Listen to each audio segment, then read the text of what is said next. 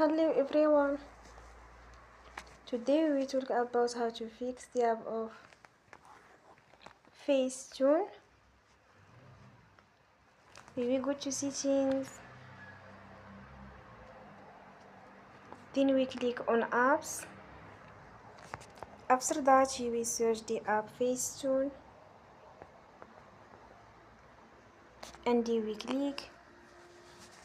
They will on for stop. After that we will go to storage, then we click on clear cache. In the end you will turn your Wi-Fi and you will turn again. Don't forget to support us by like and subscribe. See you next time and thank you for watching.